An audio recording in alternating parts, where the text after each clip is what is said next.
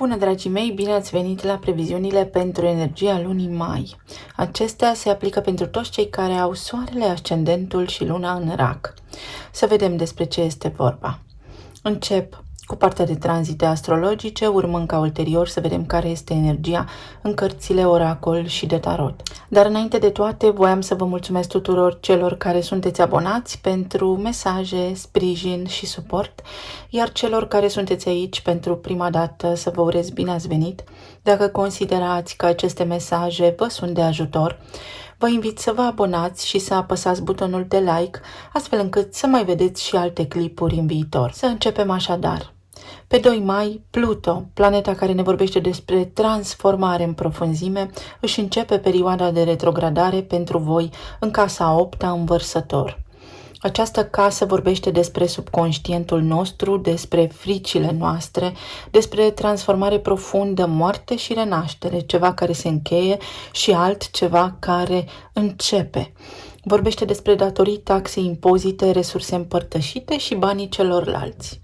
În acest context, Pluto vă oferă încă o șansă să reluați ceva important, să achitați o datorie, să căpătați o imagine mai mare, mai profundă, mai înțeleaptă asupra lucrurilor cu care poate vă confruntați. Să vă descoperiți fricile cele mai ascunse, să le înțelegeți și să le eliminați.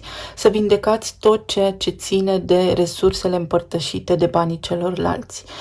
Posibil pentru unii dintre voi să aducă acum o perioadă foarte calmă în care trageți linie și o concluzie, poate fi vorba despre un divorț, despre un partaj. Pentru alții se ivește o șansă să vă achitați datoriile, să faceți niște lucruri de care înainte vă temeați. Vărsătorul este un arhetip înțelept, este cel care ne ajută să ne detașăm, să filtrăm lucrurile prin mentalul nostru cu o luciditate de invidiat. Așadar, este o retrogradare de foarte bun augur pentru voi, care vă ajută să renașteți, să vă învingeți fricile. Pot apărea fel și fel de situații care să vă scoată din zona de confort, dar care au sensul de a vă ajuta pe voi pe termen lung să vă eliberați odată și pentru totdeauna de atașamente, codependență și tot ceea ce v-ar putea ține în loc din evoluția personală și spirituală. Venus se va regăsi în Taur pe parcursul acestei luni până pe data de 23 și este o energie care ne ajută încet să ne revenim, să ne întoarcem la simplitate și la lucrurile care contează cu adevărat, să ne dăm seama ce este cu adevărat important pentru noi și pe ce punem noi preț și valoare. Pe 8 mai vom avea parte de evenimentul de lună nouă din Taur, din casa voastră a 11-a. Taurul este arhetipul care ne vorbește despre resurse, despre materie primă, despre confort și siguranță, despre corpul fizic și starea noastră de bine în planul fizic. Această casă a 11-a vorbește despre idealuri, despre visurile fiecăruia dintre noi, despre viitor, grupuri sociale din care fac parte, dar și despre business, rețele mari de oameni, despre instituții mari, bancare, guvernamentale. În acest context, acest eveniment de lună nouă este prima cheie de activare a conjuncției despre care v-am vorbit în luna aprilie dintre Jupiter și Uranus, care sunt deja aici în Taur și Soarele este aici în Taur. Totul va fi despre cum schimbați voi acum direcția către un viitor mai bun. Lucrurile se așează mai simplu sau ar trebui să căpătați o viziune mai pragmatică, mai clară, mai realistă despre lucrurile pe care le doriți, gândindu-vă la ce este esențial pentru un trai bun în această viață. Apar cu siguranță schimbări aici, puteți întâlni alți oameni, vă puteți afilia unor grupuri de oameni care să vă ajute să reușiți, să vă extindeți cumva la nivel de afacere sau pur și simplu să vă simțiți voi mai protejați. Pe 15 mai și Mercur intră aici, vom avea așadar 5 planete în Taur până la sfârșitul acestei luni și energia ne spune: gândește simplu, încet și sigur câștigi cursa. Despre asta este vorba, despre a scala planurile noastre de viitor pe termen lung, despre a nu ne grăbi, despre a fi foarte realiști la gândurile noastre, la lucrurile pe care ni le dorim, pentru că le putem obține. Este abundență aici, este o viață simplă și ușoară pe care o puteți accesa, iar acesta este un moment cheie în care să începeți să clădiți cărămidă cu cărămidă castelul unui imperiu. Mai apoi energia se schimbă și începând cu data de 20 mai ne mutăm pe sezonul Gemenilor. Soarele intră în Gemeni, pe 23 Venus intră în Gemeni și nu în ultimul rând pe 26 Jupiter, marele benefic, intră și el în Gemeni, în casa voastră a 12-a. Soarele în Gemeni și Venus în Gemeni în casa a 12-a aduc așa o energie jucăușă, foarte multe idei și foarte multe gânduri. Pentru unii dintre voi s-ar putea să vină cu o ușoară stare de oboseală, să aveți foarte multe gânduri pe care să nu știți cum să le ordonați, o grămadă de idei pe care să nu știți cum să le puneți în practică.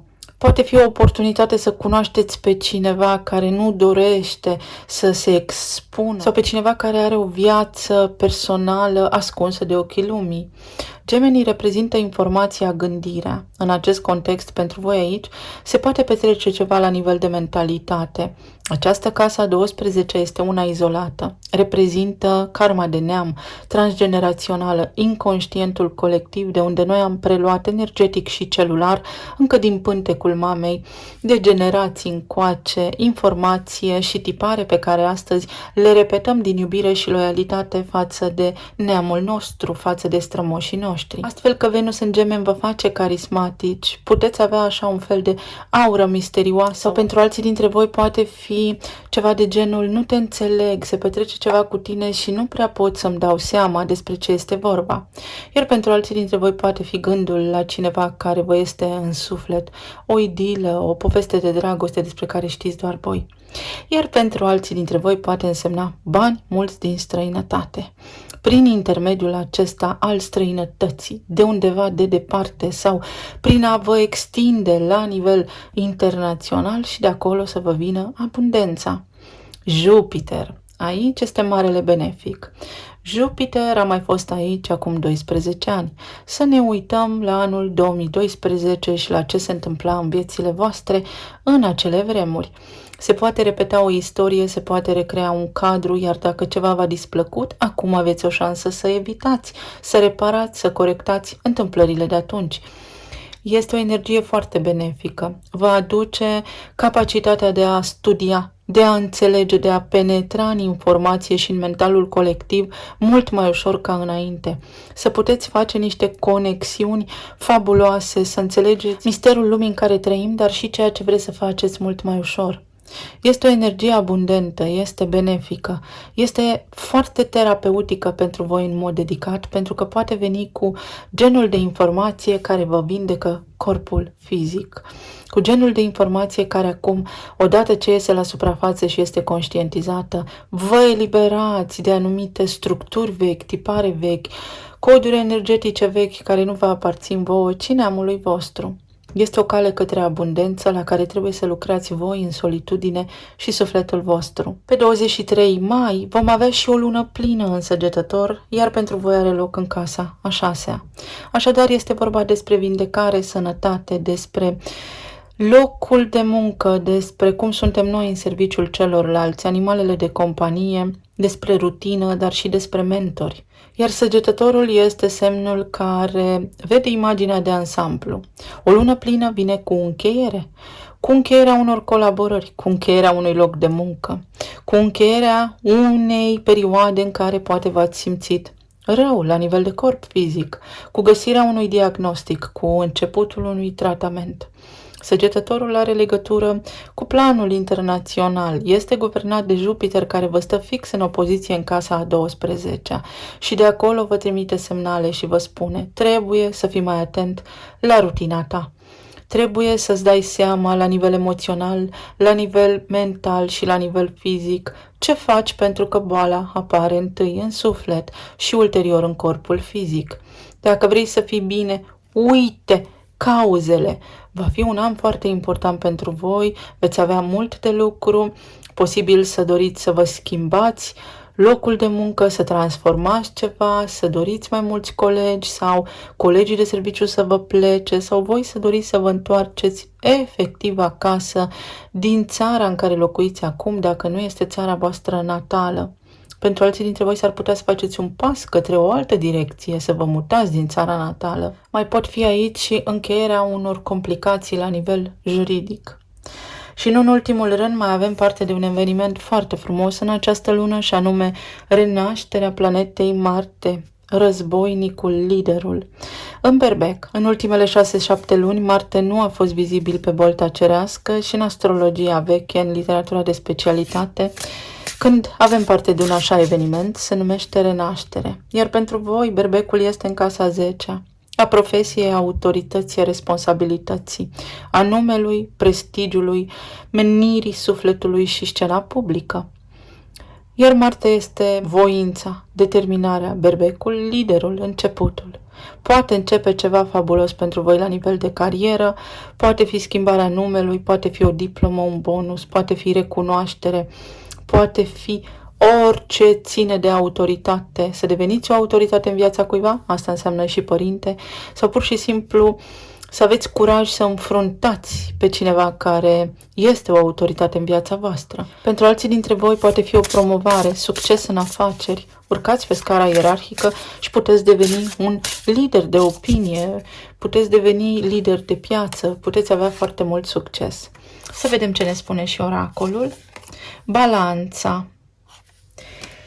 Balanța pentru voi cu nodul sud karmic se regăsește în casa a 4-a, în casa părintească, spațiul locativ, în zona începutului, rădăcinile mele, trecutul meu. Aici ceva la nivel karmic se încheie, legat de părinții voștri, legat de casa voastră, să vă mutați cu casa, să puteți vinde un imobil, ceva decizii despre investiții. Nodul sud și karma înseamnă suma tuturor lucrurilor pe care eu le fac foarte ușor, ceea ce mi este la îndemână să fac și poate nu sunt conștient. Balanța poate veni și cu un divorț. Atenție, pentru că este regăsită în casa naturală a relațiilor în astrologie. Relația cu partenerul de viață. Sau poate fi o împăcare, poate fi încheierea unui contract de căsătorie pentru unii dintre voi, depinde de contextul în care vă regăsiți acum.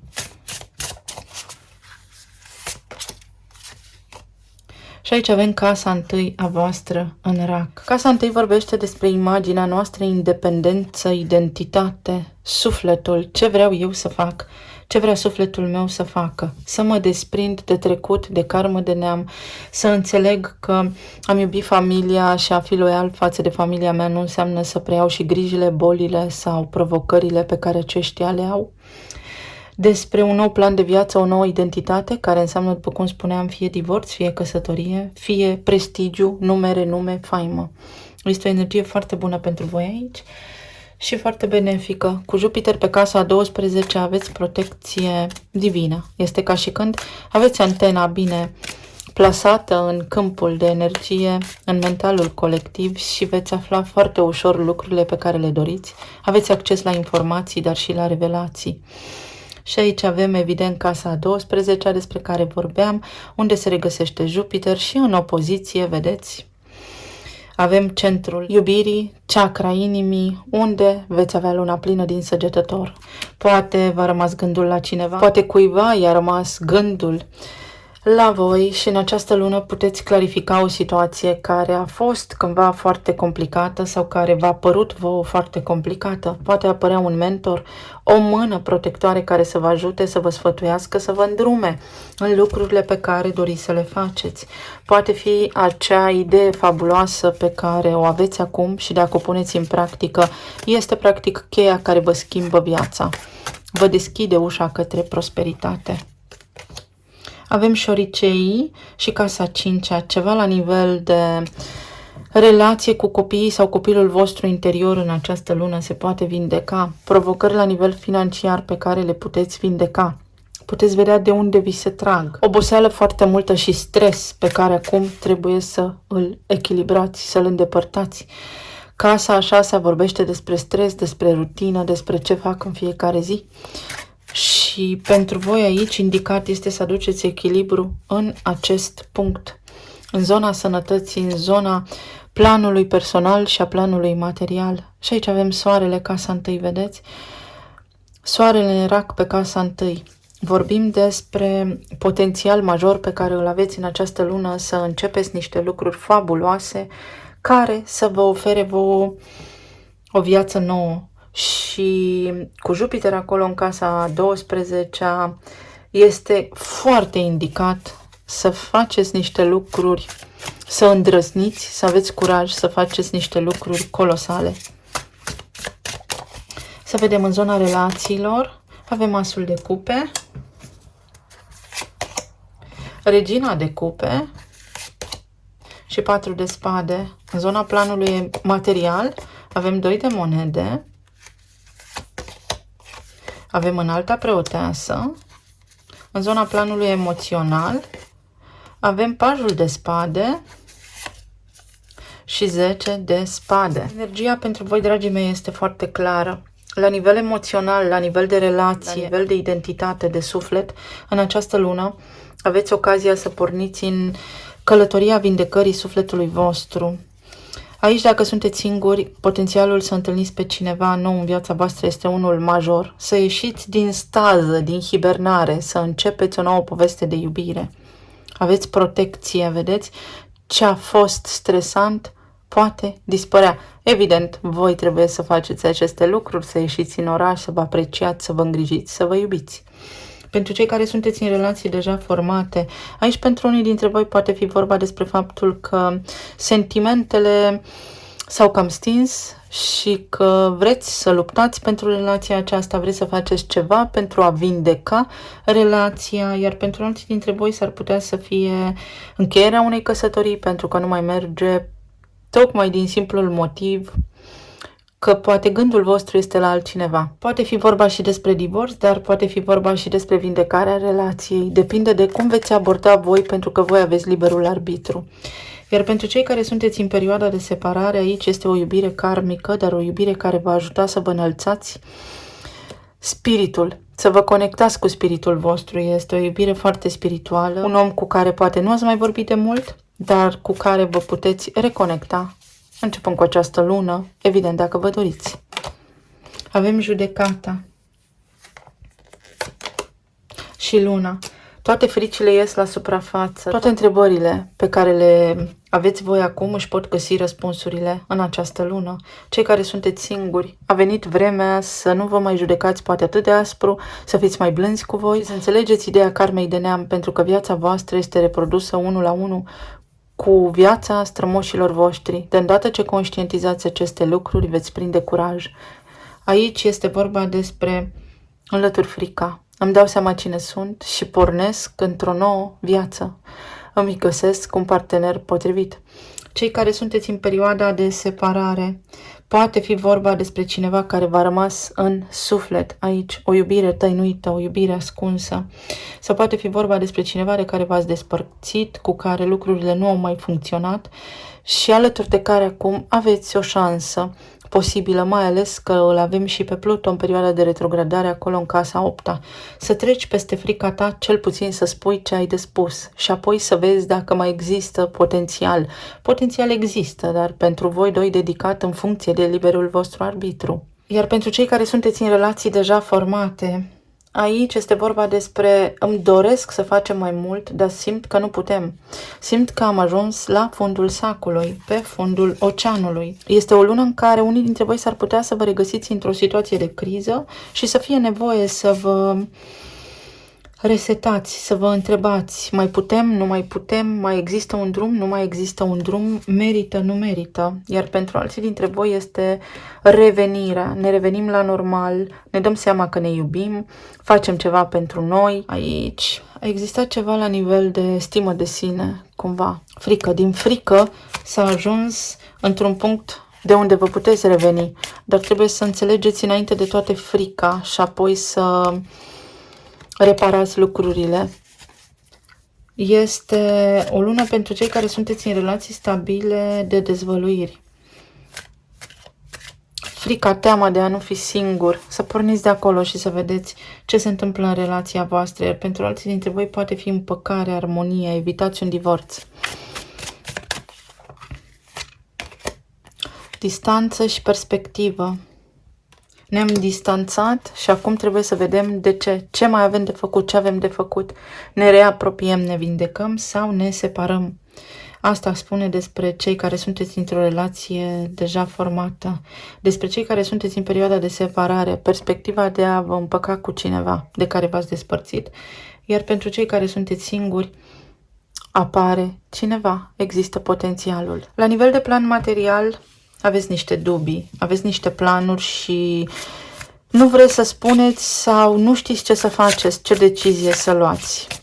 Ceva nu funcționează aici, voi nu știți ce decizie să luați pentru că este vorba despre siguranță. Această lună cu atâta energie de taur vă spune încet și sigur.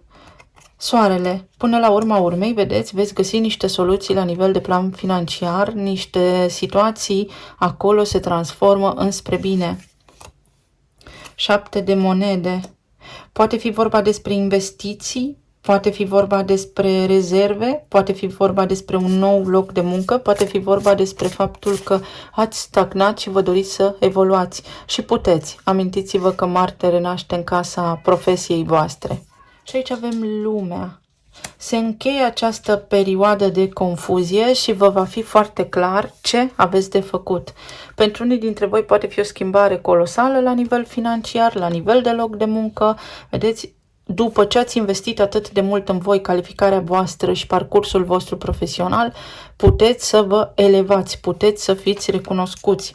Lumea aduce o nouă etapă la nivel de carieră și la nivel financiar. Încheierea acestor provocări, încheierea unei situații precare, încheierea unei perioade precare, să spunem, iese soarele. Porniți într-o nouă direcție. Încheierea unei perioade precare. Și aici vorbim despre maturitate și autoritate. Unii dintre voi, în legătură cu ai voștri copii, poate ați trecut printr-un divorț sau trebuie să împărțiți bunurile acum, dar lucrurile se vor aranja foarte ok pentru toată lumea. Pentru alții dintre voi este vorba despre un copil, pentru alții dintre voi este vorba despre copilul interior care, din loialitate față de familia sa, nu a evoluat foarte mult sau chiar dacă a evoluat, a pierdut totul pentru că s-a întors la origini, așa cum este neamul, și în această lună puteți să vă dați seama de acele lucruri, iar pentru alții dintre voi poate fi simplu vorba despre faptul că evoluați, vă maturizați, vă schimbați calea și direcția. La nivel de plan emoțional, pajul de spade și 10 de spade. Se încheie un capitol, acum știu ce vreau sau mă apuc de citit. Acum îmi este clar. Las în urmă toate provocările, gândurile și stresul. Ar trebui să las în urmă provocările și stresul. Îmi devin lucrurile mai ușoare. Poate fi vorba despre niște dureri de spate, migrene. Poate fi vorba despre faptul că aveți nevoie să mergeți la doctor sau aici poate fi vorba despre faptul că de la un simplu gând voi somatizați durere în corpul fizic. Poate fi vorba despre împăcarea cu cineva. Poate fi vorba despre ceva ce vă doriți voi de mult și aveți acum ocazia să faceți. Vorbesc cu cineva cu care n-am vorbit de mult și acest lucru m-a lăsat fără aer.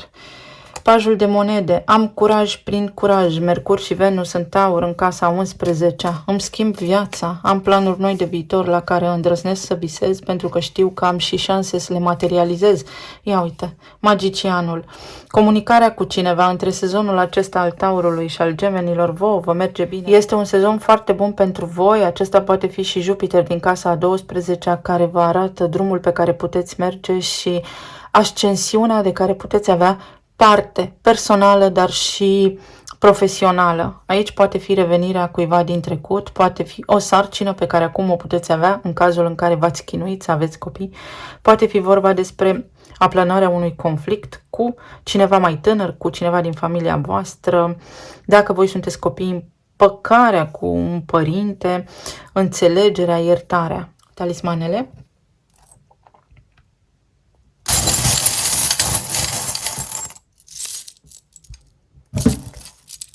Calcule și cheia pentru o investiție. Poate fi o casă nouă, poate fi ceva legat de casă aici, care se rezolvă, se reglează. Poate fi vorba despre o situație care a fost precară și acum se transformă.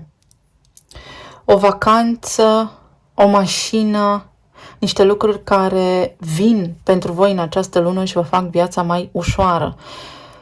Sau veți avea în această lună mai ocazia să vă faceți micile plăceri, să lăsați lucrurile să se întâmple de la sine. Ați încercat toată viața sau ați dus în spate provocări, probleme, unele dintre ele ale voastre, altele nu. Și în această lună trebuie să vă îndreptați sau să vă asumați niște responsabilități. Pentru alții dintre voi, după multe încercări, în sfârșit sunteți promovați.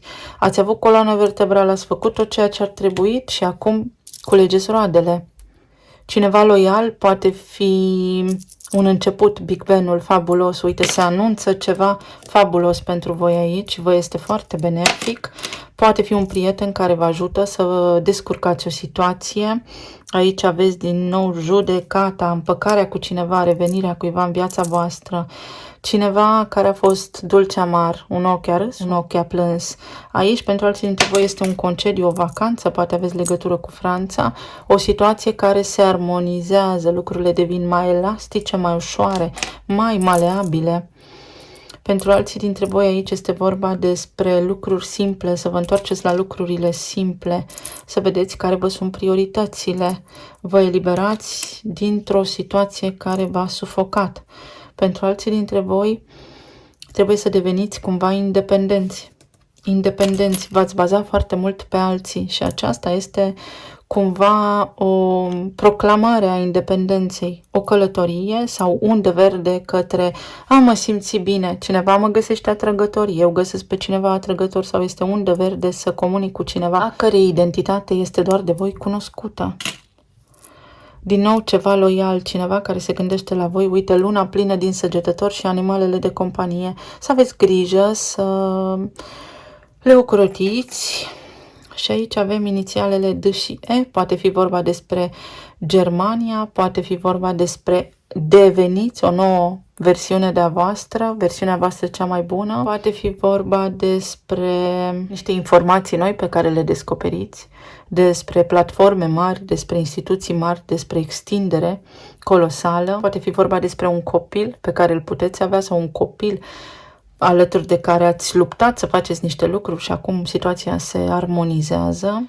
Și pentru alții dintre voi soarele, curaj, voie bună, optimism. Este o lună pentru toată lumea foarte bună, luna mai. Încercați să vă bucurați de ea. Eu vă urez tuturor să aveți o lună minunată, plină de succes, de armonie, să fiți sănătoși și iubiți și să ne reauzim cu bine și data viitoare. Pa, pa!